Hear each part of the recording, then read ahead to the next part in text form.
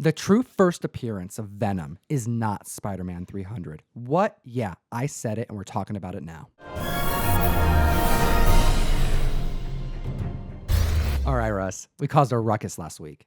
Did we? Yes. You mentioned Web of Spider-Man number 18. Oh, yeah. And people were like, wait, what is he talking about? Female hand? What? There are people who don't know about this. It's very clear that the hand that is supposed to be Venom, because Peter's Spidey senses aren't going off because it's not triggered by the symbiote. And yeah. Yeah, no, this is interesting. We're going to jump into this. Hit that like, hit that subscribe button. This is the true first video. CBSI, comicbookinvest.com. They have a writer over there named Topher. This guy's awesome. He's putting in a ton of work. He's been doing it for about 3 years now. And he goes through and finds the true first appearances of characters for the comic book community. Russ, can you explain what the true first are? We're delving deep. We're delving deeper than deep. You know, sometimes you see the comic book and it says, look at this first character, or it's an issue number 1. But when was the first actual appearance of that character? Was it an ad 2 months before? Was it a thought bubble 6 months before?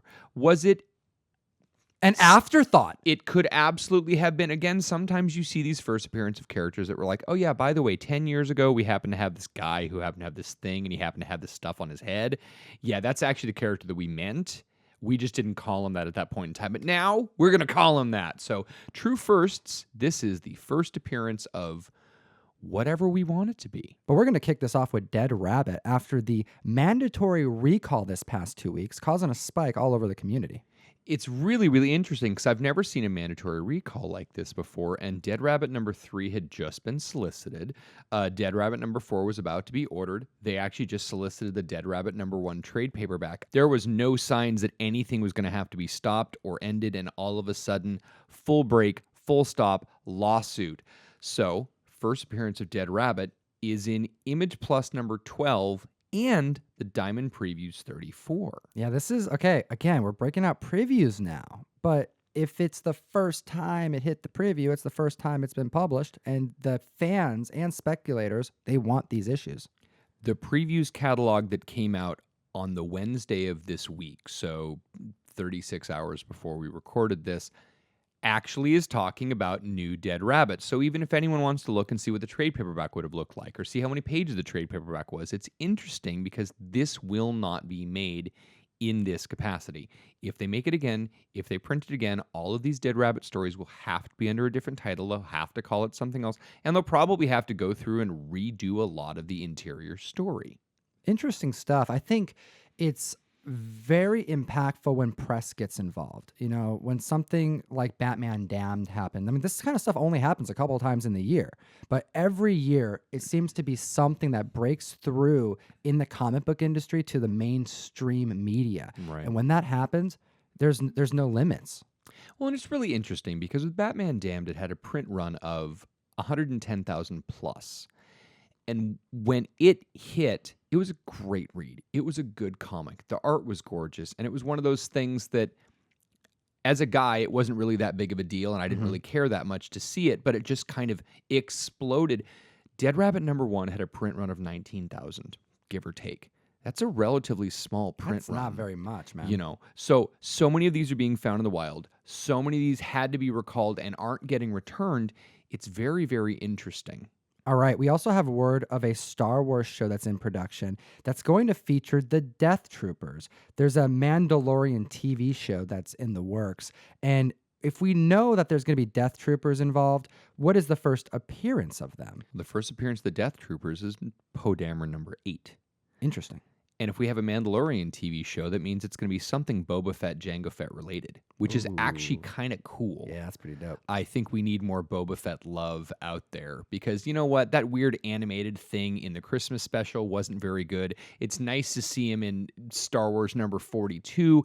It was kind of cool to see the passing of the torch when you've got the early trilogy, being able to see Jango Fett in there. And I mean, even in Knights of the Old Republic, there's a lot of Mandalorian tie-ins with what's going on with the Fetts. But I'd be excited to see the Death Troopers in this. It's always nice to have more Stormtrooper, Death Trooper, Snowtrooper love. All right, and don't forget to look out for that 1 in 25 variant of this issue as well.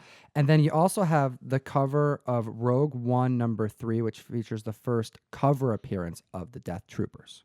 Okay, that's kind of cool. The next one on this list is going to make Fire Guy Ryan really happy because it's one of his all-time favorite writers. We have George R.R. Martin, Wild Cards #1. All right, Wild Cards. It was rumored earlier this year that Sci-Fi was going to pick up this show, and then it died down. Shows that are optioned don't always get made. Right. So this would be one of those books that people would go, man, why are you guys spiking this book? It didn't get made. Why would you buy it? Mm-hmm. Well, guess what happened this week? It got re-optioned By Hulu. It's happening. And the Okay. first appearance of Wild Card in comics is this #1 issue. Well, that's cool. And again, it's nice to see Hulu is jumping more into what Netflix is doing by making more of their own independent content. Future Man was a really great Hulu show that I enjoyed. Oh, yeah, man. That was another good one. Josh Hutcherson from Hunger Games is in it. It's your favorite show. It's hilarious. Favorite movie. Oh my God, no. Future Man, I do recommend highly. It's ridiculously funny. Okay, we made it to the Venom, the part that everyone's gonna get mad about. But okay, let's break this down. Okay, so Can they get mad at you this time, Tom? They Because can get mad at me if they they're want. always mad at me. they get right at Russ. He's the one who don't like Heath Ledger. All right, moving on to Venom. Okay, so this is basically what happened. It is Sorry. all down to David Michelini. Okay. Okay, David Michelini. He's the writer of both Web of Spider-Man 18 and Web of Spider-Man 24. Why are we talking about these issues? Web of Spider-Man 18, Russ kind of started out the conversation here earlier in the podcast. But Web of Spider-Man 18 features a character at the end that pushes Peter Parker onto an oncoming train. Mm-hmm. It's one panel, and it is very clearly a very feminine-looking set of hands pushing him, Mm-hmm. which means that it doesn't trigger his Spidey sense. Why is that important? It's because the Spidey sense doesn't get triggered by the symbiote. That's right. So this right here is a symbiote holding character, okay? But it looks like it's female hands. But wait, issue number 24, it gets a little stranger. There's a full page spread of what is clearly Venom. Mhm. Now, you have papers all over the page that show a kind of symbiote looking creature that is Venom, but there is one panel with the hand of Venom, and this predates ASM 300 Yeah. by far. But this isn't the true first that we're talking about. These appearances, that, if anything, are considered as cameos or prototypes. But we're going to be taking it back even further. We have Marvel Graphic Novels issue number 17, Revenge of the Living Monolith. Now, this book we know very well. Mm-hmm. Who is this a prototype / retcon first appearance? For Apocalypse. That's right. This Yeah. was retcon, a very good story, but it's the first appearance of Apocalypse. Mm-hmm. But in this story, we have a little bit of a narrative here that is very important that wasn't really brought up until this year. Guess who wrote this issue? David Michelin, the same gentleman that writes Web of the other issues, 18 and 24. That's right. Okay, so this graphic novel, David wrote this book, and he also wrote about a narrative here where this female character was in a taxi cab, and the taxi driver was distracted by Spider-Man fighting off a villain in the distance, causing the taxi cab to crash and her to go in a coma and to lose her unborn child. Now, this is the recipe for a villain origin story, and that's what he thought. The plan was that this would be the origin story of what would become Venom, a female Venom. Okay. Now, later, it was changed by Jim Shooter because he felt that a male villain would be more relatable and realistic to be a foe to Spider-Man. Interesting. So, the true first appearance of Venom is a female character that happens in this story. And we wouldn't be talking about it had there not been two other issues that predate Spider-Man 300 that shows a first appearance of Venom in cameo. Yeah. Crazy stuff. Wow.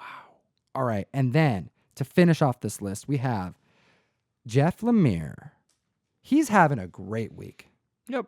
Sweet Tooth, man. Yeah, Sweet Tooth was a great read, but Jeff Lemire has a lot of other great things because that Black Hammer book Yep. that just got optioned.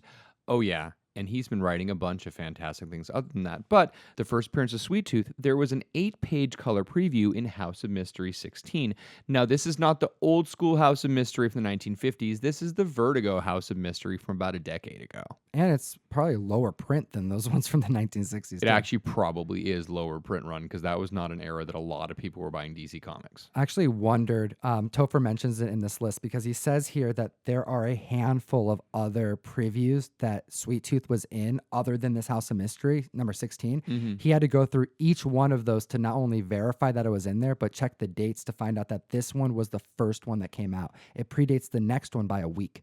Interesting. Okay. Well, that is very, very cool. And a lot of times when they do an 8-page preview, they'll put it in 3 or 4 different issues. But yes, because of release dates, you have to know that even though it was print run wise, okay, it could have been any time during the month of November. Exactly. Yep. All right. And we have to give some shout outs this week, Russ, because we have some peeps watching the show, going out and doing some hunting, picking up some true firsts. We have Mad Marvel Mike, comic collector, went through his collection to pull out Batman 655 through 657 and 666, all of the great Damian Wayne appearances that we talked about last week. He mentioned in his post that he actually was like, oh, I watched this. I think I have it. Right. So he went to his collection to pull these out That's to find so out he had these good. awesome Damian keys. Nice. So very good there. Then we have Garnet21K, who found 3 copies of Buena Vista Lab number 2. This is the weird one. That's It's the awesome, first man. alias that there was only 1 copy on eBay, and all of a sudden this guy's got 3 copies of it? Yeah, this one issue that was on eBay was out of country too. Right. So like good luck finding this. And he found 3 of them probably in a dollar bin. I mean, he put here that he paid $1 each. Yeah, that's Very, great. very cool. And then shout out to Ashcan1886, picking up 3 copies of that Penny Dreadful preview. You know what? And we have another one. We have Kachung, found X-Men number 1, No Claws, the Omega Red appearance. Congratulations, Dave. This is a great, great pull. And you know what?